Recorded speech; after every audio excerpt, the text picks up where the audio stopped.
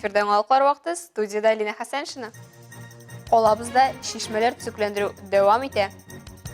Ознақайда желил ұқылары ұзды. Әлмәт пенсионерлары волейболда күш сынаша. Әлмәтте алтын алмалар турында әкиятлер паблик арт программасының яңа этабы старт ала. Ална стадионы яндағы шешмені реконструкциялау башланды. Оны кім тұрмышқа ашырашақ, проект үз ішіне нәрсен ала, бұл хақта Лейсан Галиева біле. Түзіклендіру нәтижесінде шәһәрдә практик һәм эстетик күзлектен қарағанда тағын бір қызықлы зона барлыққа келешек. Бүгінгі күнде объектны сүтіп, суға экспертиза үткәрелгән, тикшеренүләр кышкы чорда дәвам итәчәк. Ална стадионы янындагы шишмәне төзекләндерү проекты 6 концепция арасында сойланган табигать шәһәрдә табигатьтә шәһәр лабораториясе нәтиҗәләренең берсе. Любовь Бегунова һәм Эвелина Канафина шишмәсен реконструкцияләү концепциясе алтын алма турында әкиятләр командасы экспертлары һәм проектчылары тарафыннан киңәйтелде. Сейчас проводится первый этап, заканчивается, завершается. Мы демонтировали. Әлегә беренче этап үткәрелә, тәмамлану ягы. Без иске структураларны сүттек, балчыкларны чыгардык. Проба алу үткәрелде. Су анализлары лабораториягә җибәрелде. Экспертиза ясалды. Нәтиҗәдә шишмәнең суы барлык норматив таләпләргә туры килә. Соответствует всем нормативным требованиям к воде. Хәзерге вакытта шәһәрне яшелләндерү буенча көзен үткәрәсе эшләрне хәл итәләр. Шулай шишмә территориясендә агачлар утыртылды. Әлегә пычранудан саклану өчен шишмә каплап куелган. Алайда торба ачык, кешеләр шишмә суыннан файдалана ала. Искәртеп узабыз, 5 ел дәвамында Әлмәттә Татнефть инициативасы белән алтын алмалар турында әкиятләр паблик арт программасы тормышка ашырыла. Шишмәне төзекләндерү проекты 2023 елның язына кадәр дәвам итәчәк. Лейсан Галиева, Рафаэль Сафин, Яңалыклар вакыты, Луч Әлмәт телекомпаниясы. Ознақайда Желил укулары 5-нче халыкара әдәби бәйгесенең сайлап алу туры узды. Бәйге ел сайын сөйләм үсеше һәм нәфис сүз белән кызыксыну, шигъри сүзнең матурлыгын һәм ахаңын туя белү максатыннан үткәрелә. Алдагы сюжетыбыз шул хакта. Шатландыра безне көндә илнең бер яңа уңышын ишетү. Нинди зур көч, читтә үзеңне халкың белән бергә хис итү. Бәйге фронтовик язучылар тормышы һәм иҗаты белән кызыксынган шигърият сөючеләр арасында үткәрелә. Әлеге бәйге Муса Җәлилнең иҗатын кабат халыкка кайтару һәм нинди Советлар Союзы герое икәнлеген яшь буынга аңлату йөзеннән бөтен дөнья татар конгрессы һәм мәгариф министрлыгы, культура министрлыгы белән берлектә менә шушы халыкара Җәлил укуларын 5-нче тапкыр уздыралар. Шәһәрнең балалар иҗаты үзәге бу көнне шигъри җанлы талант ияләрен җыйнады. Катнашырга теләүчеләр дә елдан-ел арта бара. Бүгенге шигырь бәйгесенә барысы 250дән артык гариза бирелгән. Җәлил укулары көн дәвамында узачак. Бәйгедә төрле яшьтәге азнакайлылар чыгышы тыңланды. Өлкән яшьтәгеләр дә, мәктәпкәчә яшьтәгеләр дә сәхнәдә үзләрен лаеклы күрсәтте. Шигырьләрне татар телендә дә, рус телендә дә сөйләргә мөмкин. Алар төрле номинациядә бәяләнә. Луч поляну осветил, и ромашки распутил, улыбнулись, потянулись, меж собой переглянулись. Без инде шушы балалар бакчасында балалар белән бик күп кенә конкурсларда катнашабыз. Аларның сәләтләрен арттырабыз, сөйләм телләрен үстерәбез, байытабыз. Без республика һәм шәһәр күләмендә үткәрелгән бик күп кенә конкурсларда актив катнашабыз. Бәйгедә катнашучылар арасыннан 20 кеше 2нче турга сайлап алынды.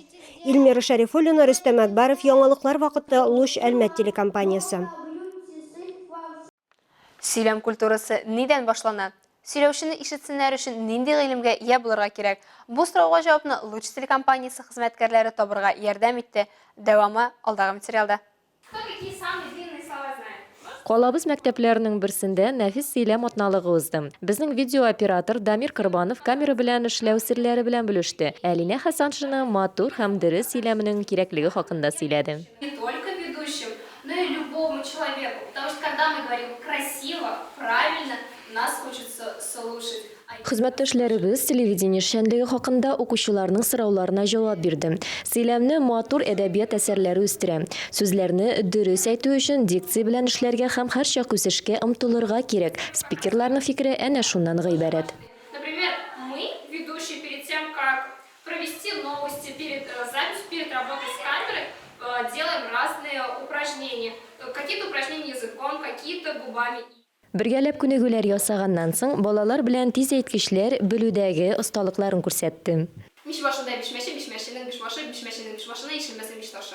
У нас идет неделя русского языка и литературы. Бездә рус теле һәм әдәбияты атналыгы бара. Мондый атналар безнең мәктәп өчен бик актуаль. Мондый чараларны ел саен үткәрәбез. Һәм балаларга тагын да кызыклырак нәрсә уйлап табырга тырышабыз. Более интересного придумать для детей. Я узнал, что такое красноречие. Ну, я и до этого знал, но больше узнал лучше. Я узнала, как работать, где происходят съемки телекомпании «Луч». Я узнала про вашу жизнь, как вы вообще работаете, и мне очень понравилось. Еще очень понравилось делать артикуляцию рта. Было очень интересно. Хочу поблагодарить компанию «Луч» за то, что приехали сегодня и научили нас новому.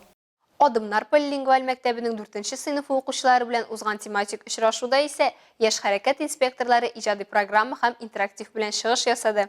Балалар шигырьләр укыды, җырлар җырлады, табышмаклар шиште, юл хәрәкәте кагыйдәләрен өйрәнергә теләмәгән Незнайка турында үзекне сәхнәләштерде.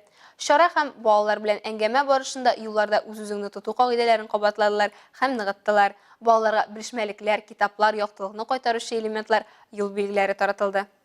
Иртәгә 16 ноябрьдә 18 сәгатьтә Әлмәт иҗтимагый үзәгендә мифы формирующие реальность кабат күрсәтеләчәк. Шәһәрләр театры лабораториясының беренче тамашасы тәҗрибәсе кабатланачак.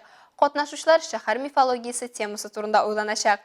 Сез дә мифология шәһәрдәге таныш урыннарны ничек үзгәртүе турында уйлана аласыз. Һәр тамашаның үзенчәлеге шунда ки, спектакль гел үзгәреп тора. Тамашачылар реаль вакытта гомуми сүз булдыра. Узган елларда Алабугада сәламәтлек ягыннан мөмкинлекләре шикләнгән спортчылар арасында кул көрәше буенча Татарстан Республикасы чемпионаты һәм беренчелеге узды. Әлмәттән Рафаэль Хайретдинов җитәкчелегендәге спортчылар командасы Калабызга 4 алтын һәм 1 көмеш медаль алып кайтты. Калабызда спорт чаралары оештырылып кына тора. Чираттагысы өлкән яшьтәге актив әлмәтлеләр арасында узды. Йөрәкләре гел 18дә булган спорт сөючеләр белән без дә аралашып кайттык. Районыбызның актив пенсионерлары озын гомер серләренең берсе үз-үзеңне кайгырту һәм физик күнегүләр белән шөгыльләнү дип саный. Шуңа күрә алар бик рәхәтләнеп 3нче яшь спартакиадасында катнаша һәм үз көчләрен сыный, осталыкларын күрсәтә. Спортны яратучылар биологик яшьләрен 6-8 елга киметә ала дип белгечләр. Волейболдан пенсионерларның суставлары яхшыра һәм йөрәк ритмы нормальләшә. 6да белгән 60та онытмас мәкале нәкъ Әлмәт районы пенсионерлары хакында. Спорт белән шөгыльләнү сыйфатлырак һәм озаграк яшәргә мөмкинлек бирә. Ел дәвамында нинди генә спорт төре буенча турнирлар узмасын, волейболда көч сынашучылар санына җитми. Волейбол дуслыкны ныгыта, үзара ярдәмне күрсәтүче уен. Шуңа һәркем аны яратып уйный ди оештыручылар.